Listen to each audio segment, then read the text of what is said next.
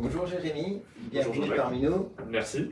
Donc tu es au Japon depuis quelques semaines maintenant. Oui, ça va faire un mois et demi bientôt. D'accord. Tu vas en école de japonais. C'est ça, je suis venu ici pour une année pour apprendre la langue. Donc grâce à toi, j'ai pu faire toutes les démarches pour venir jusqu'ici.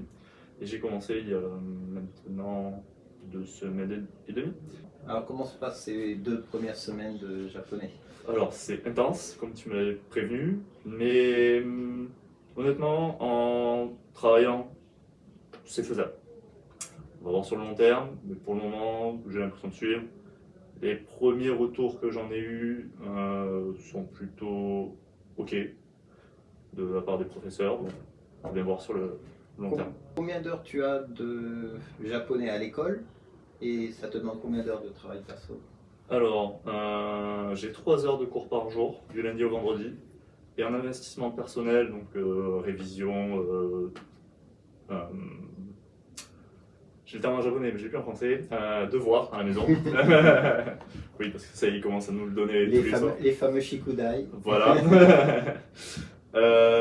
J'en ai pour quasiment autant, entre 2 et 3 heures par jour aussi. Les week-ends, je travaille à peu près l'équivalent de 2 jours. Donc, soit je fais ça samedi, dimanche, soit samedi, lundi matin avant de reprendre les cours. Ça permet de s'aérer aussi le cerveau et de se replonger dedans avant de reprendre les cours. Et côté budget, comment t'as organisé un petit peu ça?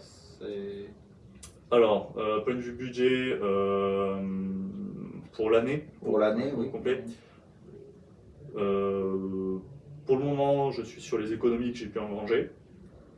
Ça dépend si tu veux qu'on donne une somme ou pas. Si ça te dérange pas, pour donner une idée aux gens de...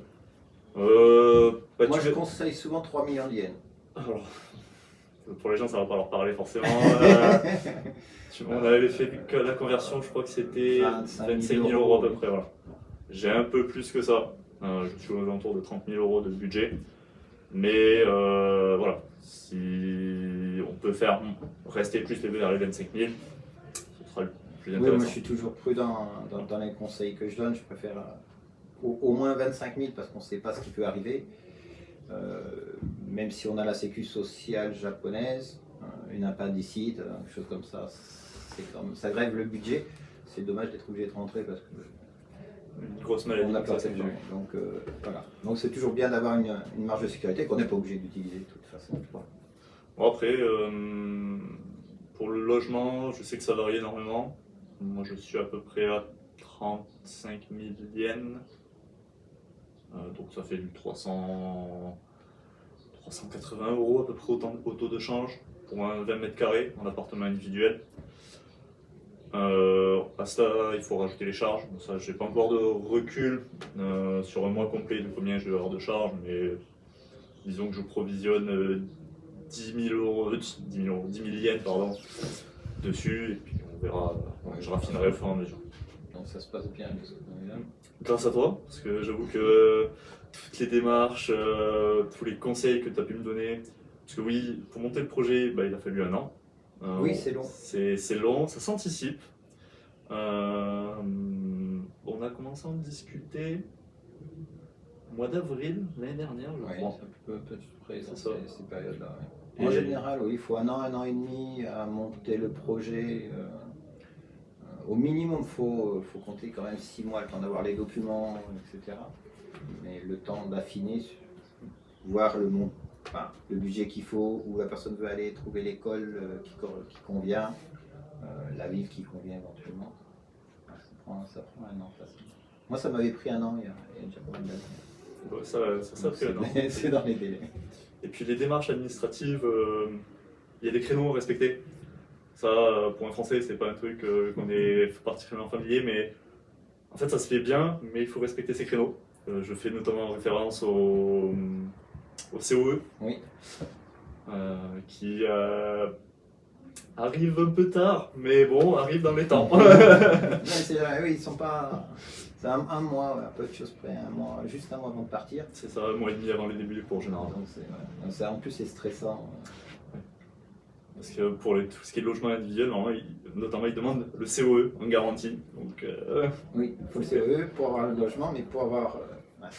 voilà, c'était un peu la goutte de sueur avant le départ, mais ça s'est bien passé. Et donc tu as choisi quelle école Alors, Nihongo Center, après avoir discuté avec toi sur... je n'étais pas fermé à plusieurs, j'avais regardé avant de te contacter quelques écoles. Nihongo Center faisait partie du pool que j'avais plus ou moins observé. Après discussion, on en avait retenu 4. Oui, c'est ça. Et au final, Nihongo Center retombait dans la liste. Oui, c'est parmi les 3 sur Kyoto, dans mon pôle 3 d'école que je conseille en général. Et sinon, la vie sociale au Japon? Eh bien, la vie sociale au Japon, pour le moment, j'ai côtoyé lors de quelques événements des Japonais. C'est un peu de la triche parce qu'ils parlent français. Donc, étant novice en japonais, ça m'arrange. De temps en temps, je commence à essayer de passer quelques phrases en japonais. Mais pour le moment, je suis entouré de personnes plutôt franco-françaises, Oui. un peu internationales, dans l'école notamment. Les Japonais sont... je vais penser à la caissière du 7-Eleven, je vais penser au personnel de l'agence de location. Ils sont très compatissants sur le fait que je parle pas ou très peu la langue. Ils sont de suite contents dès qu'on arrive à placer une phrase ou deux en japonais. Pour l'agence de location, la personne a vu que les démarches administratives c'était compliqué, donc elle m'a aidé sur tout ce qui était les mises en contact avec l'agence d'électricité et de gaz, ce qui m'a enlevé une épine du pied énorme. Et l'échange du coup s'est fait en anglais, donc ça s'est plutôt bien passé. Et sinon, non, le japonais, les japonais sont très sympathiques. Tu viens aux réunions franco-japonaises. Oui, qui est mon bébé en fait. J'ai créé ça il y a 25 ans, quelque chose près. D'accord, donc oui, effectivement. Et avant, c'était toutes les semaines. Avant Facebook. Ah oui. Et puis Facebook est arrivé, les gens ont beaucoup plus de contacts virtuels. Du coup, moins de gens viennent aux réunions. Du coup, on a basculé à une fois par mois. Puis le Corona est arrivé, donc du coup... Et ça vient, ça pas tout le monde. Et puis, on a recommencé il y a quelques semaines. Et puis, hier, on était hier soir. Une quinzaine de personnes. Non, c'est sympa. C'est bien.